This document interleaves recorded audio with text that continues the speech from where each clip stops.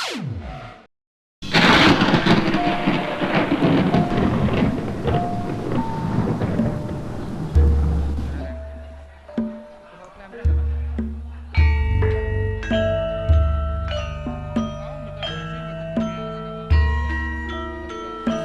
salajengipun peparingipun ringgit wonten dalu kalenggam menika saking Raka Mas Sumaji dumateng Raka Mas Ki Dalang Bambang Tribawana Lebda Carita ati mbabar lampahipun Wahyu Sri Sasana Sejati dipun sumanggaken sumangga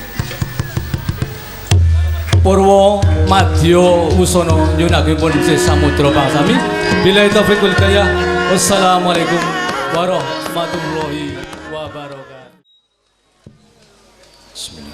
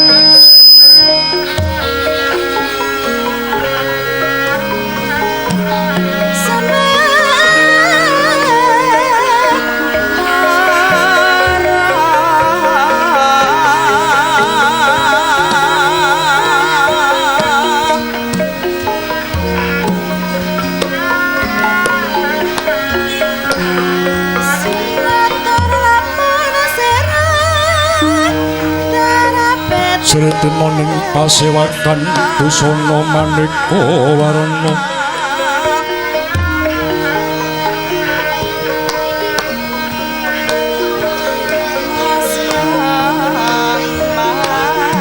sepak puspiteng udyana yang pancrah sarawa rukma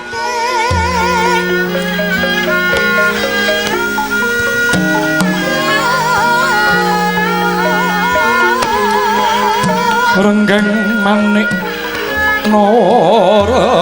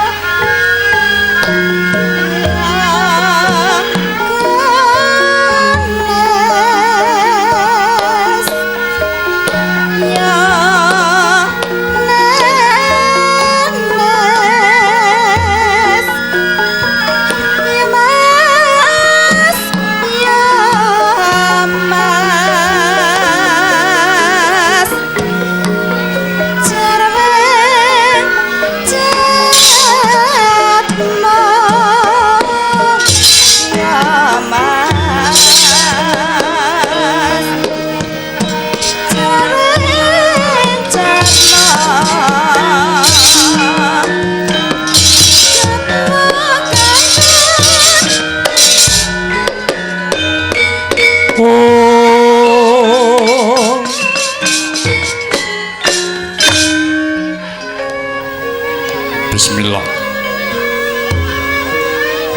meleng menep manembah mring marap bidendra sinar tampuk ya pangastuti kunjuk mring panguasane miwah sesanti swara dira jayaning rat lebur dening pangastuti winenang nulunar buku larani kondung glaringgit purwa tontonan kang dadi tuntunan dilaraning para luhur kang karipta dening para wali ing panjangka pangangkah lan pangungkih dadi kaca Brenggala tumrap anak turun adat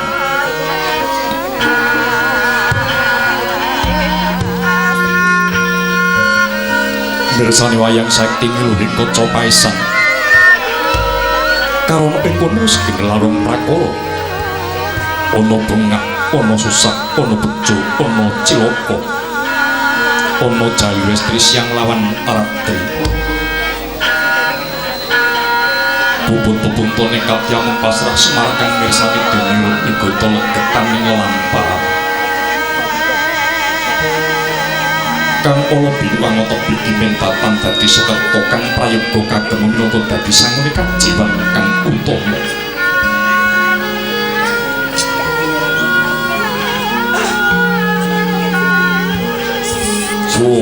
Toto bitono pumun-pumun iwang arko micil cahyang nirus mirat obro markoto tumanduk pinghimu temah ambabar swasana mahargya tumapak ing rahina saya kemusnangkan wasesaning mangsa kala lampahan jagat adeking sang Hyang Arka merbawani ipat iwaing kahanan saya pisumpang ngalipun mring sagung gumelar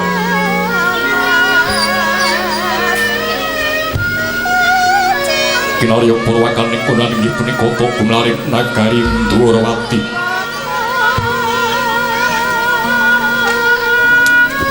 Jaya negara Dwarakaya Jenggala Manik Milunasta negari Ndorowati pelawanganing caket pongah ning raksa Dwaraka panggonan pambuka Jenggala Manik kraton kang indah edi korona kebekan sesukya manik mawarna tamantra-mantra kraton ing Madyapadaya kayiwanganing Bathara Kuwira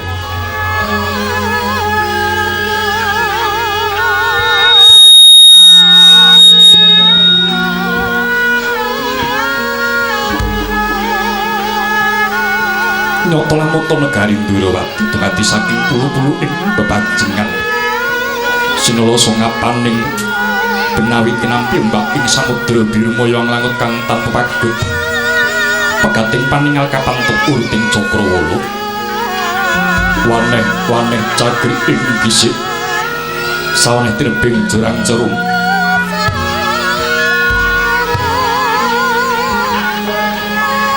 wonten ugi pasisir antar sasana jembar kebekan ing pasir gumelar bumi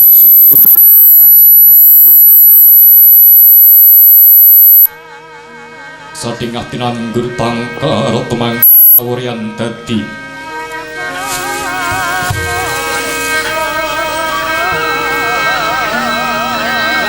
logol panoleng tetamin paripala wijo karang kitri tuwuh ambyek wae kaya manglung-manglung wit-witan senadyan Tara Jakaya pidak iwen gelar unwing pangonan tanpa cinancangan yen wanci Surjaya padha mlih mring kandhange dewi-dewi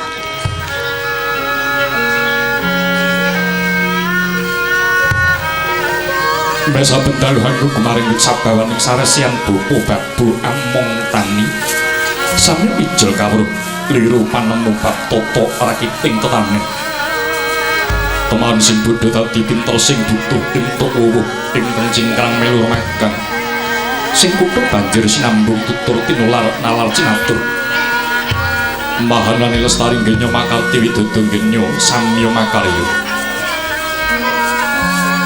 tumugine mangsa kala sang saya tikel matikel ula tuning bumi ing Dwarawati panyembuh praja rajaning praja tatang kantun cagak tua ing tanen yoga rikaya salan rikadaya utak atik lan iku pratikel tansah binudi mrih ngrembaka dadi wuwuh tepaning pangupa jiwa para kawula sak negari ing Dwarawati dasar negari kang sebut ageng lirik labet jero tacepi jejeg ateki gedhe obore padang jagati dhuwur kuku satu kuncarane milwilastan jero tancepi katitik bangsa ing Dwarawati rumaos andhar bene negarane sarta sugih saguh ngrungkepi putah gedhe Narendranayoka miwah kawula sami mapan ing lungguhe sowang-sowang pemenang datang tumunjo sawenang-wenang dene kewajiban itu minta ajak orang milik wanci lawan panggonan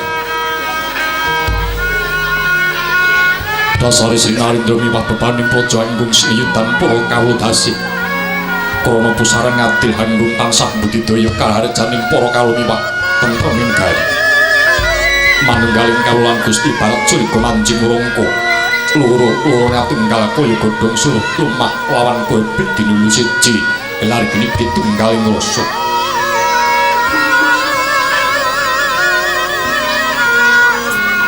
marmunatan negara jejeg ateke ketitik saking kesanging bangsungan ing Dwarawati sahari ratri tuntun marang paugeran kautaman miwah tata cara kang pinantu gedhe obore padang jagati dhuwur kuku satuh kuncarani lirik kang mangkono labet aruming bangsa miwah kuncar negari wis kasusra dumugi manca negara aruming negari labet anggung anggegulang karukunan klawan bangsa manca supa sambet mawitran liru dutlagung nanging tetep nindakaken adil miwah mardika lirik tatanya hak nanging sesat unang den ucapna jiwi nata kang asta pusaraning praja Sopo Todosana Manirodo sebelum nomakasi haji juluk Sang Prabu Sri Bathara Kresna ya Narayana ya Kisawa ya Padmanaba ya Danardana Danarjana ya Wisnu Murti mila juluk Prabu Kresna Narendra kang cameng sarirane terus balung sumsumi lamun to ayam-ayam cenani kena kinarya Srana jayaning Pandhawa wincang tumapak ing Prangagung Bratayuda mila Asta Narayana minangka dadi warananing para Jawata Kisawa wenang anggadhuk pusaka Kisawa yen to winatek dadi Brahala sakala mercuagemi Padmanaba Padma mengko di Sekarna Badak Sangoto minangka papan panggonaning kembang Wijaya Kusuma panguripe wong sak bawana Danarjana wong sugih saciptaning dadi apa kang sinedya teka Danardana wong kang seneng didana rina pantaraning ratri kaya ilining toya Narmada Wisnu Murti minangka dadi pengawak panuksmaning Sang Hyang Wisnu jinarita paniti sing Hyang Wisnu binilah dadi kalih nenggih Narendra Ndrawati Sumawana satra pamadyaning Pandharaden Harajuna lamun to pinunggung wiyaring jajan kawibawane Sri Bupati kaya sedaya datang nonton pedhot pinunggal kang marang kawisni Lujuri sajuga sanata keparengis wonten dampar bento pinalipiting kenca lemekan babut prangodani sinebaran pisah sari-sari anggota widosari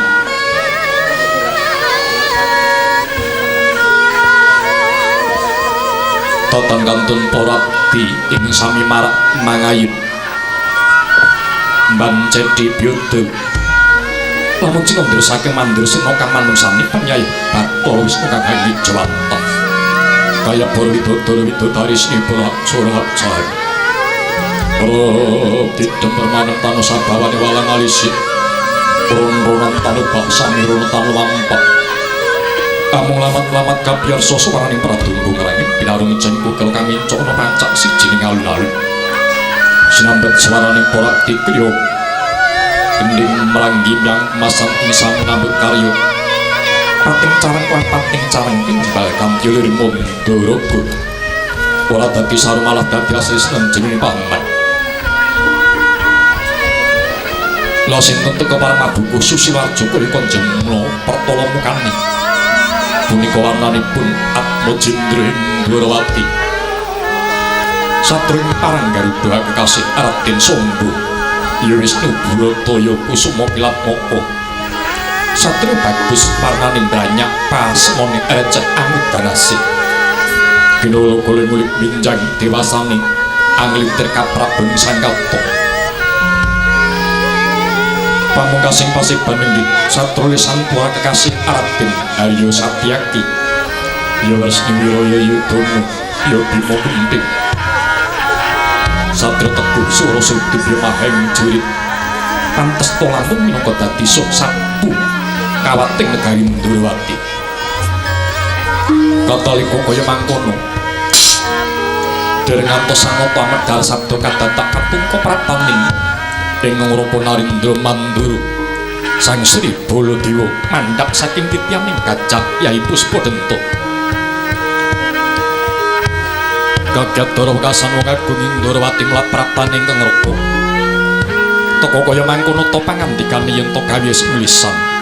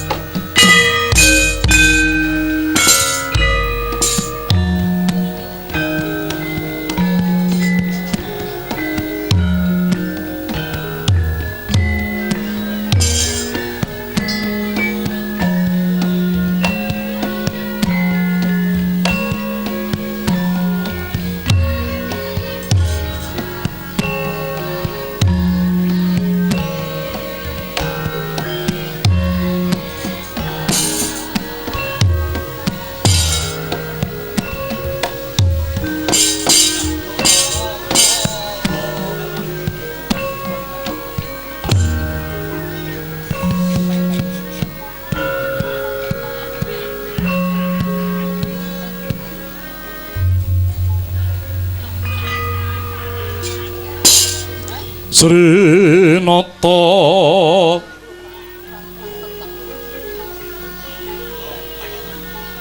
Duk Sumewa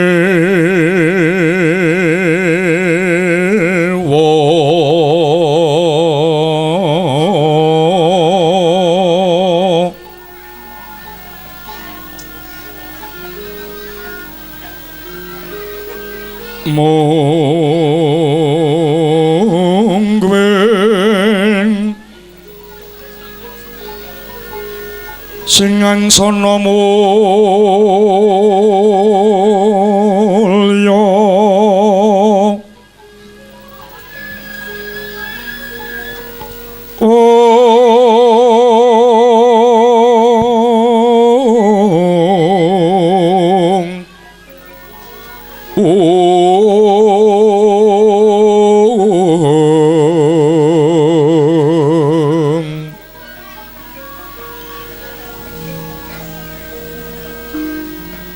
Sinong apra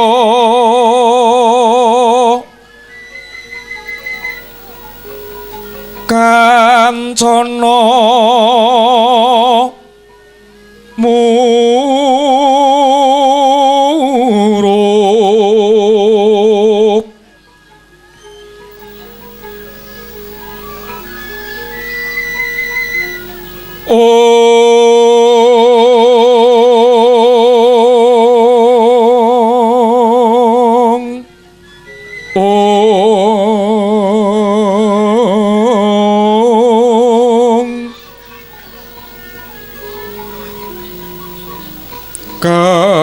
kamantyan maweh ras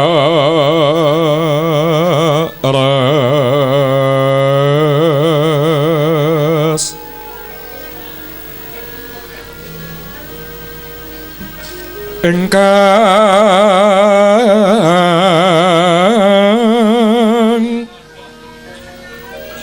mungguing hucwala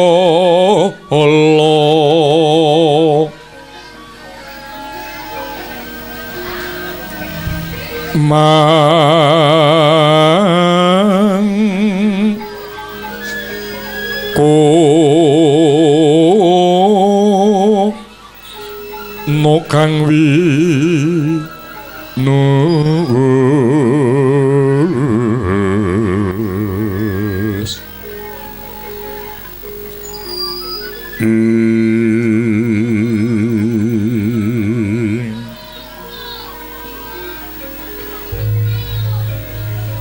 kongas ucwala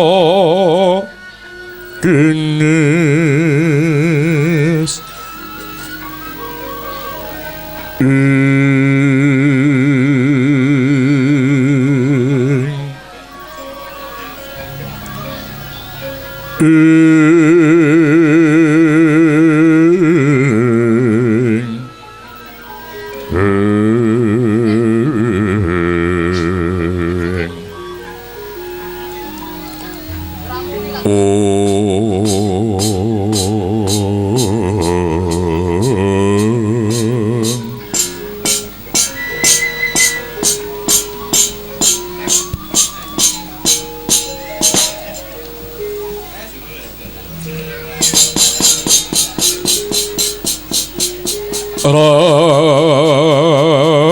Raptedan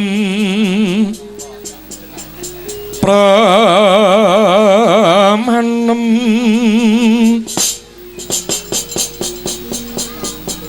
tan ono sabawane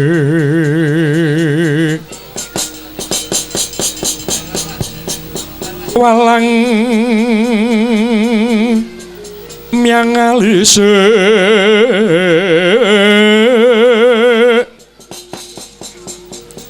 kang kapyarsa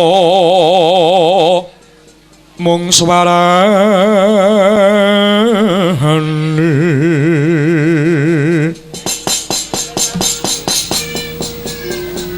abdi kriya kandheng miang kemasan ingkang samya hanambut karati saya amimbui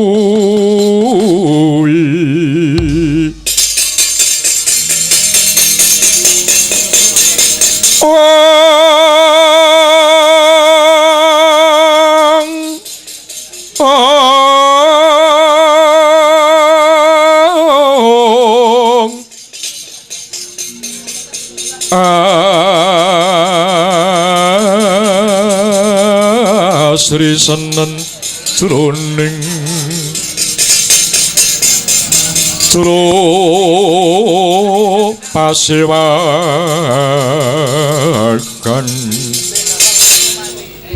yuwa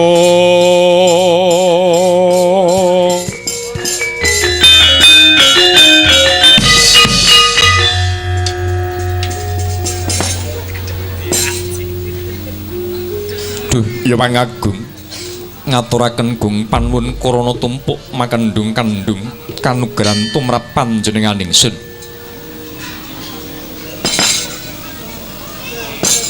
nuwun mangkita Koko Prabu ing Mandura sarwa paduka Kanjeng Koko Prabu Halayuda sarwa paduka binuja ing pon bojo krami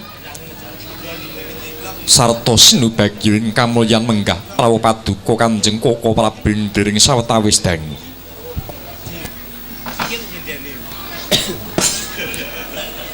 Ya jagat dewa Bathara wayah Ubatara jagat. Yai Prabu. Akarya bombong bebek birawaning penggalih tanpa pindhan paring pambagya panakrama kang wis mentah marang pun Kakang ing Mandura. Ndak tompo astaku lolo tak kalungake ana jangga ndak petekake ana pernaja rumeketing Waradaya mimbana Bawleksana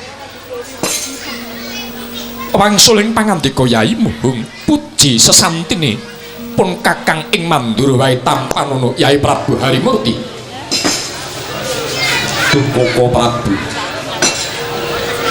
dan pamundi kula daring pangestu sampun lumentah. Mugi andayana teguh nyuwun dhateng Ri Paduka ing Ndorowati.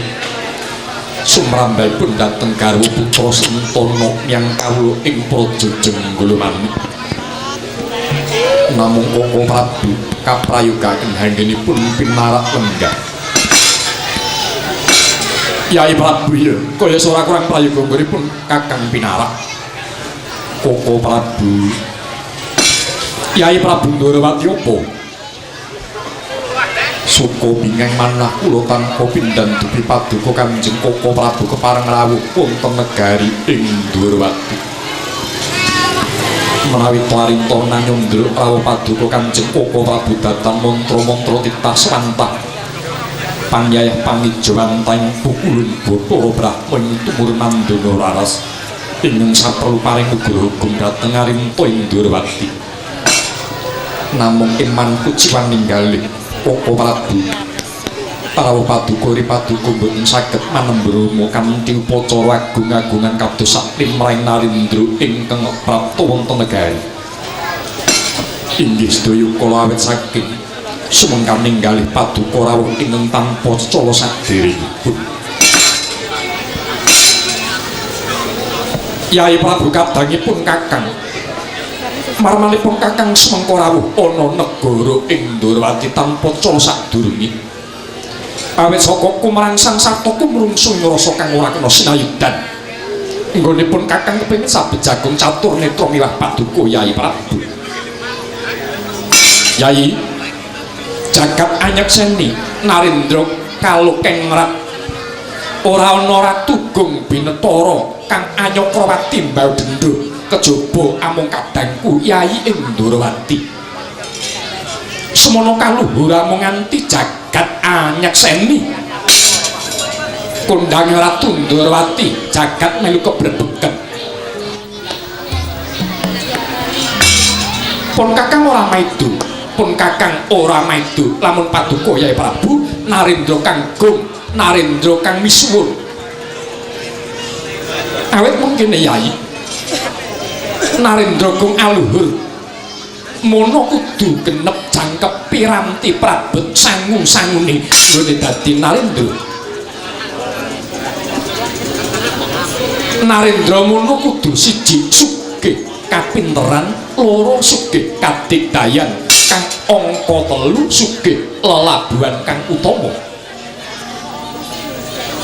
Sugih kapinteran tegese sugih kawruh. Bisane kelakon kudu tabari nggone marsudi babakan undak ing pangerti uwing kawruh. Awit yen to Narendra jembar tebane pangertene sarta kagunan ngelmune bakal saya-saya wimbuh marang kaluhurane, saya wimbuh marang wibawane. Nanging yen to Narendra mono mung cethek kawruhe apa meneh nuwun sewu rada kurang pangertene, ndak kira bakal ngurangi kaluhuran sarta kawibawan. Mekaten Koko Prabu. Ya. Dene kang angka loro Narendra mono kudu sugih kadigdayan, kudu diprasudi ing babagan kanuragan kadigdayan kawijayan. Aja nganti Narendra mono go nyeh kulite mopro daginge. Awit yen to Narendra ora ndene kadigdayan semono uga bakal ilang wibawane, cara-carane pinrih kadigdayan kanuragan langgeng kudu segep prihatin nggone tapa brata maladi kening suci. Dene kang angka telu Narendra mono kudu sugih lelabuhan utama. Kewajibane Narendra mono kudu memayu hayuning bawana. Wajibe Narendra mono kudu bisa nguripke sing mati, nambani sing lara, paring pangan marang sing keluwen, paring kudung marang kang kodanan. Ya mengkono mau pambegane Sinarendra kang linuwih. Yen to tumrap paduka Yai Prabu, telu-telune mau wis kasarira lan kajiwa. Yai, setemenipun Kakang ing Mandura rumaos meri marang ketrimaning muridmu. Awit paduka mono Narendra Gumbinara socaning jagat. Lestari paduka dadi ratu gedhe merga paduka Yai Prabu tansah migatekake sarta nindakake dawuh Sabdatama swargi Kanjeng Rama Prabu Basudewa kang wis nurut ing kasedan jati jinempana ing angin cinanding awiyat. Awit paduka Yai Prabu yen to ndak pirsani paduka tansah nindakake dharma kang nate diwulangake dening Kanjeng Rama Prabu Basudewa. Babakan napa menika Kanjeng Koko Prabu? Yai Prabu nggone nindakake dadi Narendra. Yai Prabu tansah nindakake ing bab tata titi titis tutus tetes lan tetes. Inggih tinggang winastan tata mengku werdi kadosa pundi? Tata tegese paduka Yai Prabu tansah nindakake kewajibanmu adhedhasar pranataning agama lan pranataning negara. Kang winastan titi Yai Prabu paduka saking perkara ingkang paduka sumurupi mesti mbok teliti wiwit bongkot nganti pucuk kabeh mbok penggalih mbok surasa kanthi jero aja nganti dadi kapitunan kaya mengkono katlitiamu nggonmu ngadepi perkara. Inggih dene kang angka 3 winastan titis Narendra Muna menawa ta amutusake perkara kudu titis adhedhasar panaliti kang luwih. Awit yen to Narendra ngendika netepake samubarang kang ora kanthi pertitis ing tembene bakal gawe cuwaning para-para kang kaprintah ibu kaya ngapa ing jagat kadhakwa paduka Yai Prabu Narendra kang datang darbi kawicaksanan. Sabanjure Yai Prabu bisa nindakake tutus kuwi tegesing tali. Narendra Muna kewajibane minangka dadi tali ngreksa kayuwanane negara, ngreksa marang kawula dasih. Nun inggih Kanjeng Koko Prabu. Dene tetes apa kang dadi pangendikamu kudu nyata, aja ampiak-ampiak awur-awur, ucap sing tanpa bukti lan kasunyatan, mundak nyedakake kaprawiramu sarta kawibawamu. Dene pungkasan sira Syadi bisa nindakake tetes tegese pangandikamu mau bisa andayani adem tumrap kang pinerintah. Sira Yai tansah bleboing donya ageganjar marang para kawula. Ya kaya mengkono kasudarman kang kudu dilakoni sipating Narendra Gumbinara. Kalau mokon nggih Kanjeng Koko Prabu. Pangendika paduka kala wau nawita arinta wenanyandra. Pangendika paduka prasasat tetesing tirta amerta tumanduk ing jejo tumaneming sanubari. Kadidine perbaning Hyang Sita Resmi kejawi paring hayu angayomi araos lukitaning batos kula. Koko Prabu menawi mekaten daya-daya arita cumadung dawuh menapa to wigati ingkang sejati kepareng paduka Kanjeng Koko Prabu mertinjure paduka ing Ndrawati. Yai mara gagi midhakna pangendikanipun Kakang aja nganti ana bab kang ora prayoga larasna pangendikanipun Kakang iki kang ana gandeng rentenge Mandura lawan Ndrawati. Handrakan Puspita Urun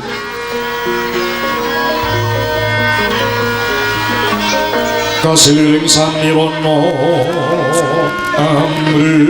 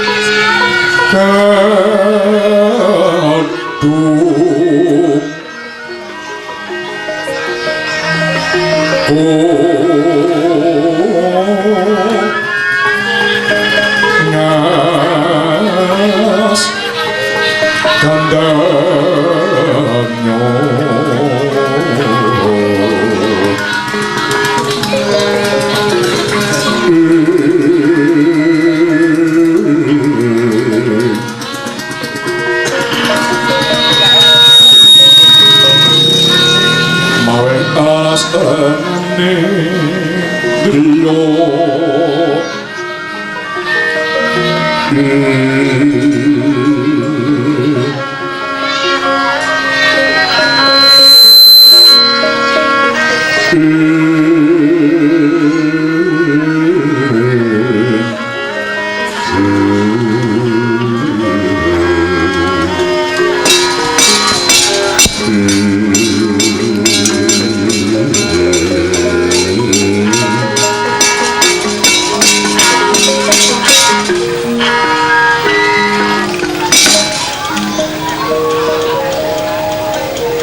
Kyai Prabu Indrawati Koko Prabu Jumadung dawuh Uluhananira Yai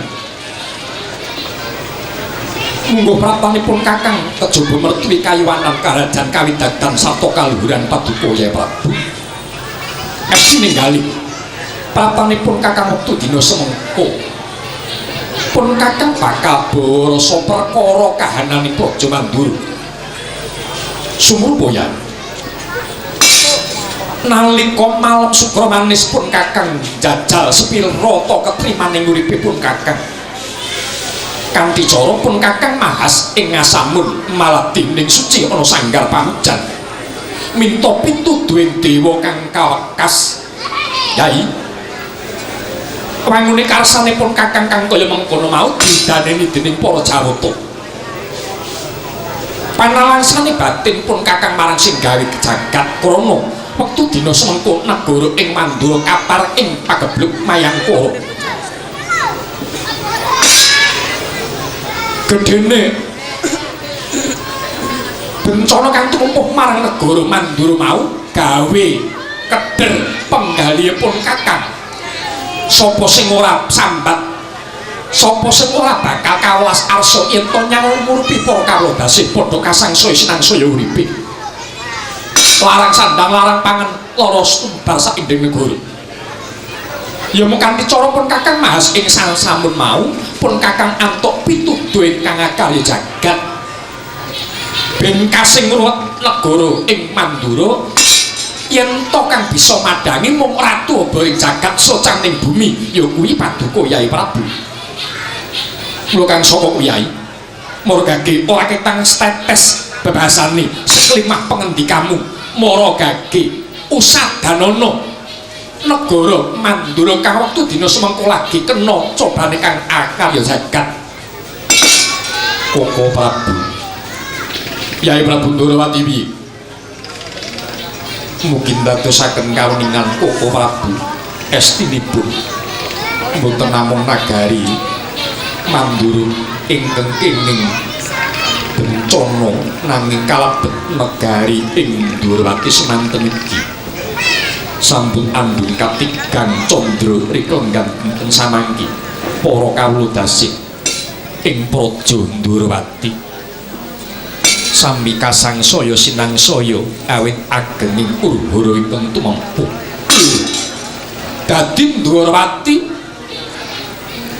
tanpa beda lawan Mandura padha-padha kena pacobane kang akarya jagat lakar kaluhuran mekaten Yai banjur priye prayogane lelakon iki dene ana lakon kang ana gandeng jenenge padha-padha kena cobane sing akarya jagat Ndrawati lan Mandura Koko Prabu kula pitados dhateng panguwasan ingkang anyipta jagat menawi to manungsa menika kenging coba tegesipun manungsa menika dipun tresnani kang anyipta jagat inggih kanthi pacoban estunipun ingkang akarya jagat angimutaken dhateng manungsa menika supados tumunten daya-daya angowahi dhumateng hambek pakarti ingkang boten leres awit mekaten Koko Prabu pacoban ingkang tumumpuh dhateng sadengah manungsa menika krana agenging kalepatan sarta dedosaning manungsa menawi to manungsa sampun ndodho ing kalepatan sarta dedosanipun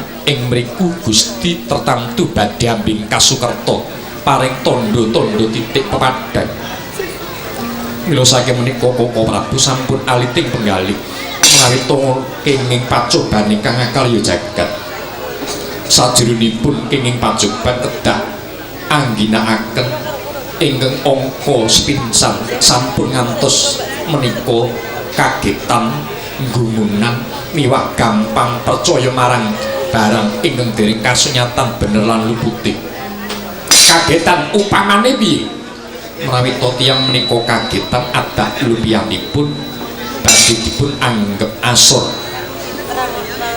krana menapa kagetan menika tiyang ingkang boten tanggap ing semu boten tanggap ing dumateng swasana gumunan menika inggih dados sirikan krana tiyang ingkang gumunan menika adat kala mangsanipun kirang seserepanipun dene ingkang jibaku sampun ngantos gampil percaya kalian barang ingkang dereng kasunyatan leres lan lepatipun menawi tata-tata tiga kala wau saged kinaryosanipun damel srana ambingkas ruwet ingkang tumempuk wonten negari Ndrawati lan Mandura mengkono yai Sang Baladewa Narapati Binariwara Kresna kalangkung tresnan lira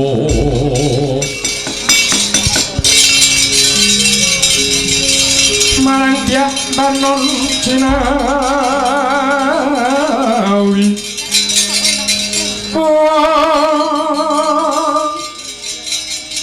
kadang estri satunggal yo tansah tanyawarta mring sang retna madubra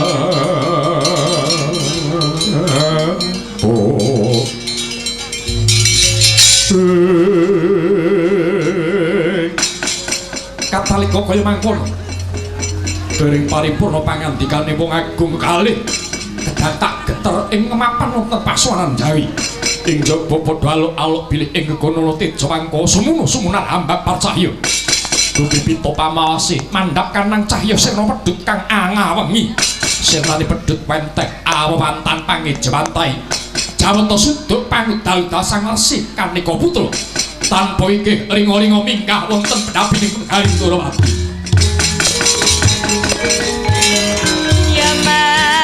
wangunge kadung mawon perkarasan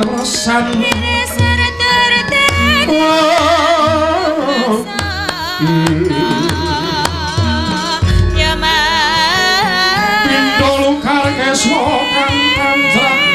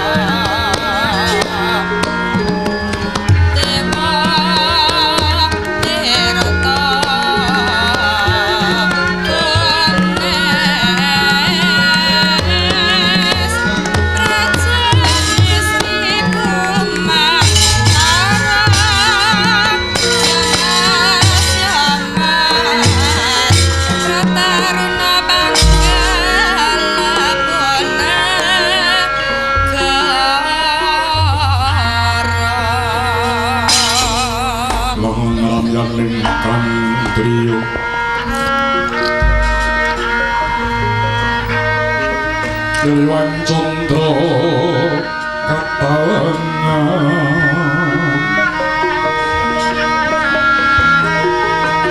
sumo endas katultan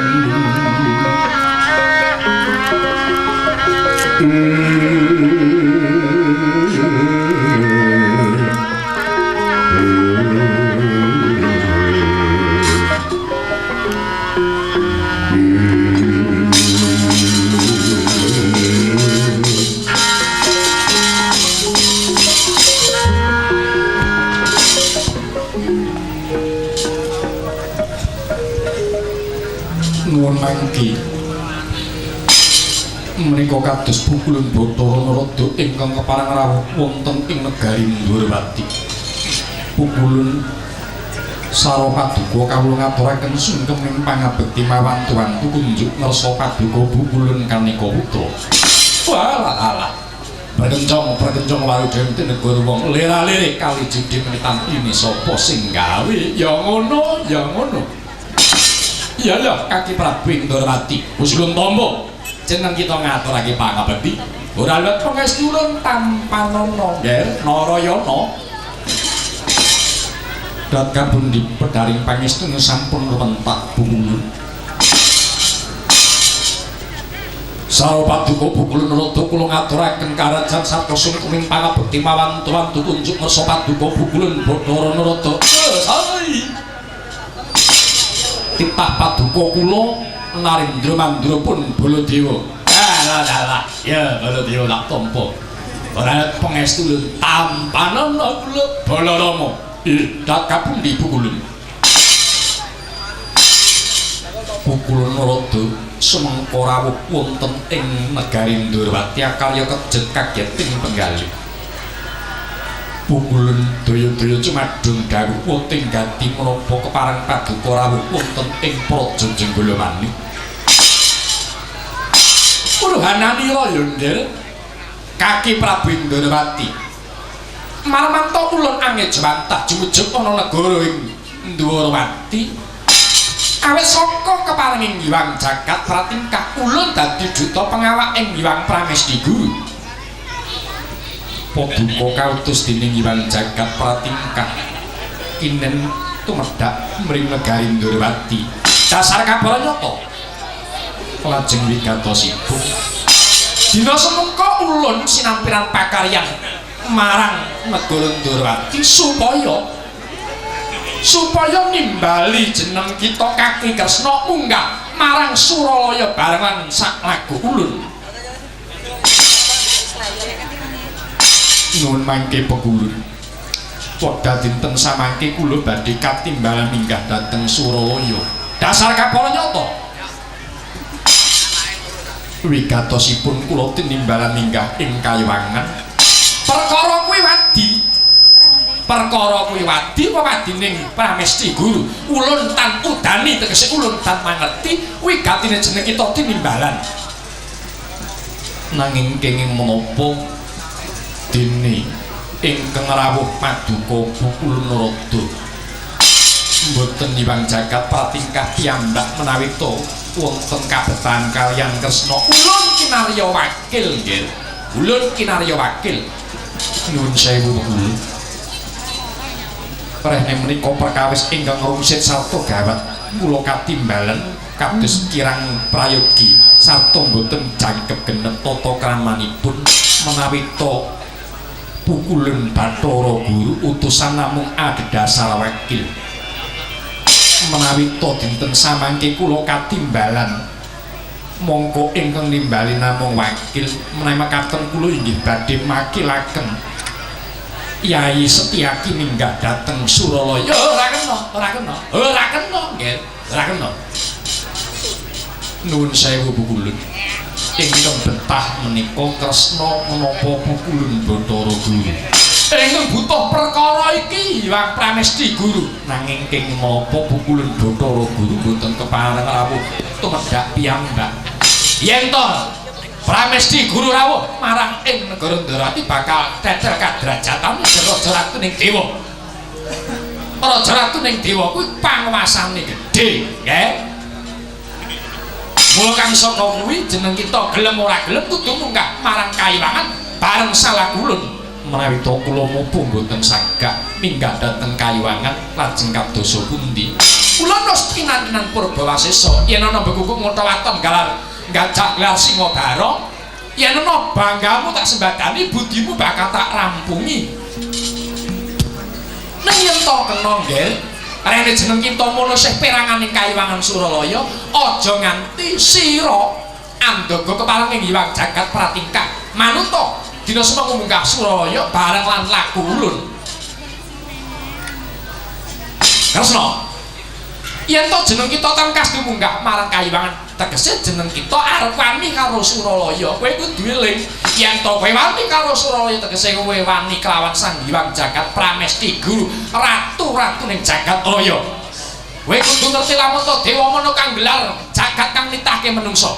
Yen to nganti kowe bondo kalani tansah gong istake dawuh ratu ning dewa, tegese kowe padha karo wani kelawan sing gawe urip. Dosa-dosa ning sifat manungsa lamun tawani kelawan sing nitahake sing gawe kowe nggih.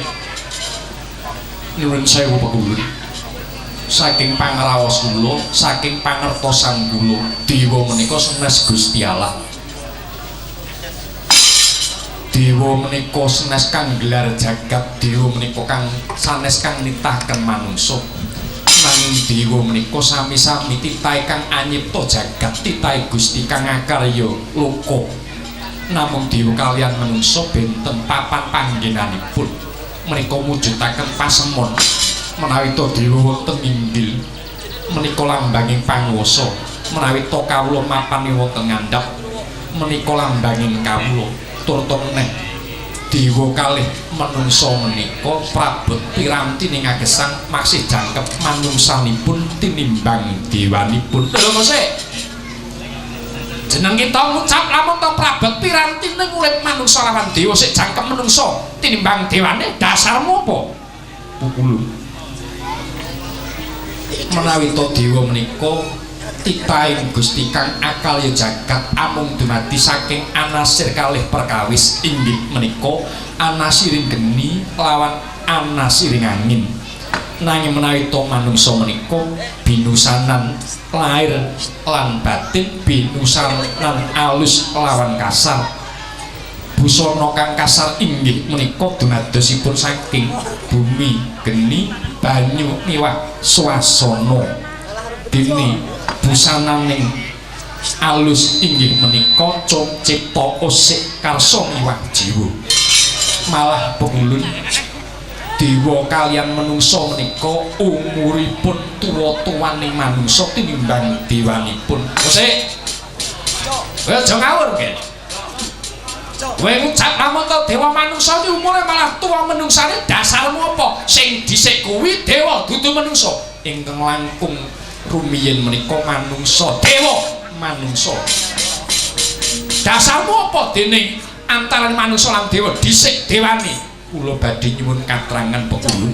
Kula kinten paduka sampun mangertos bilih kula Kaka Prabu Mandura miwah para Pandhawa menawi to tinarik garis minggah sedaya menika tedhak turunipun Pukulun Bathara Guru. Sakmenika kula nyuwun katrangan Pukulun Bathara Guru menika putraning sinten?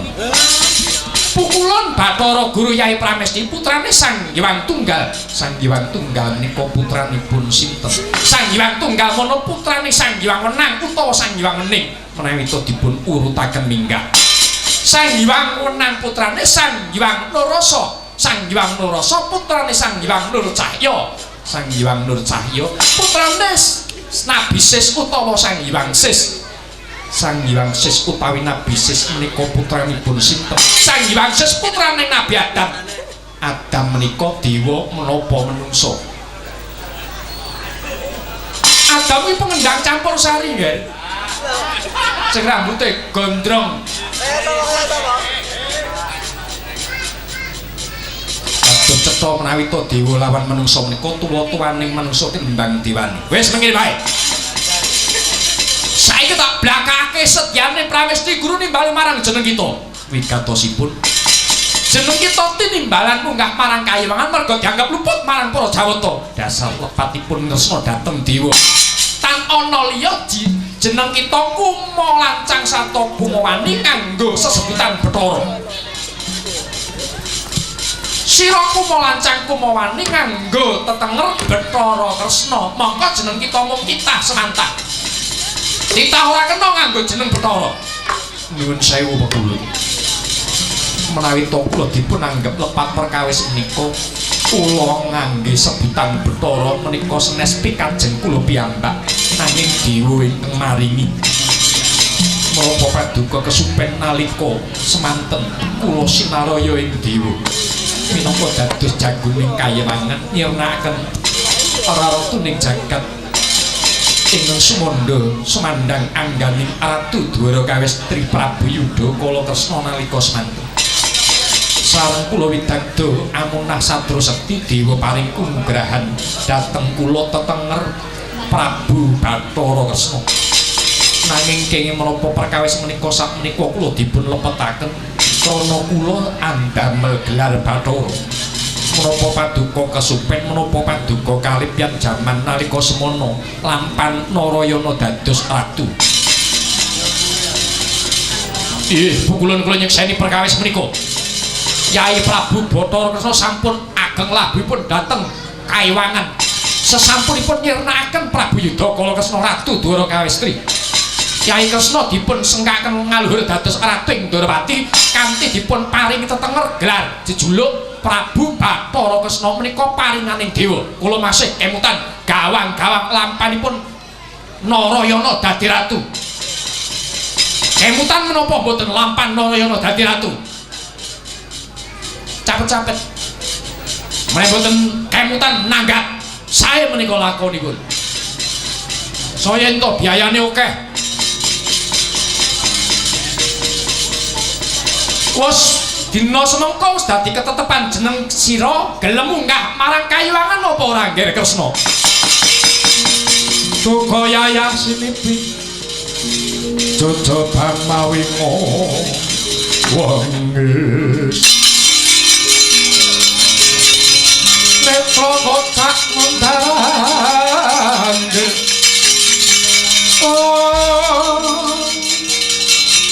hidupnya mangala cokrom naraman powapaniro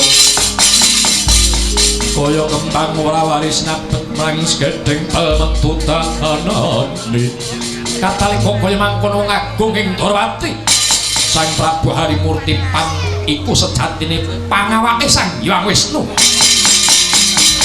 Awas pandulune, awas kitane kalangkung-langkung dia amaca sejati Narada ing mapan wonten ing sak ngajengiran. Tanggap ing semu sejatine Sang Hyang Narada.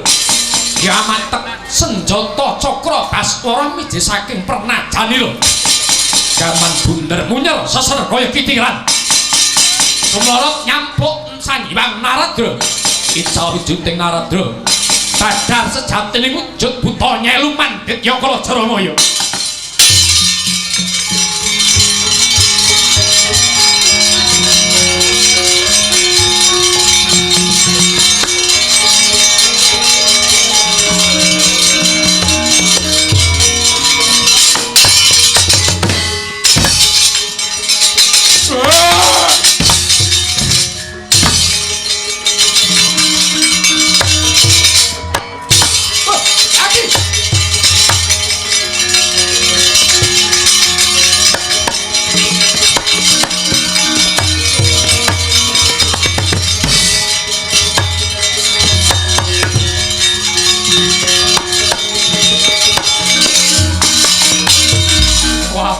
Waduh, Yai Prabu Ndarawati. Koko Prabu kadosa pun. Jebul Narada kang teka iki Narada palsu. Inggih, Koko Prabu. Wah, aku nggumun marang sira Yai. Pun Kakang wae rasa bedakne kok awas pamawasmu Kresna. Koko Prabu Netra menika menawi to namung lomba. Dipun tutupi godhong salembar sampun boten mangertos nanging menawi to netraning kajiwan sampun malih ingkang maujud wonten ngajengan Adyanta katutupana gunung Pitartamtu badhe sumaret. Wah, kaya mengkono kawas kitang Yai Prabu ya pun Kakang nyekseni lan ngakoni. Banjur kae mau sapa? Menika kala wau buta nyeluman. Ingkang badhe kendhap sikara dhateng kula. Wah, dudu karepe dhewe. Setyaki cancut tandak ing ayuda nututi playuning buta. Yai ora keripun Kakang bakal nututi. Piye karepe buta mau?